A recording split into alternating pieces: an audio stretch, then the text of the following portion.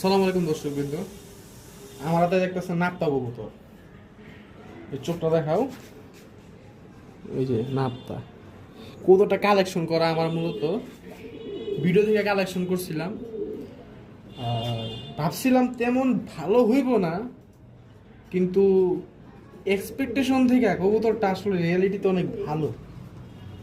কেন ভালো বললাম, কারণ কবুতরটা মূলত আমি যখন হাতে পাইলাম, কবুতরটা দেখি পুরান জাতের কবুতর, এবং কবুতরের যে ফেদারটা দেখেন, মানে এরকম নিখুঁত কাজের কবুতর খুব কমই আছে আমার লাইফে, আমি খুব কম দেখছি। যে দেখতে পারেন কবুতরটা মাত্র আমি 1,000 টাকা দিয়ে কিনছি। মানে এত ভালো কবুতর যে মানুষ এখনো যে 1,000 টাকা দিয়ে যে বেচছে।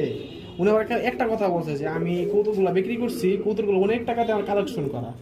যে উনার যে অনেক টাকাতে কালেকশন করা কবুতরের মর্ম যে অনেক অনেক কিছু আমি কবুতরটা আনার পরে চর্চা করার পরে বুঝতেছি।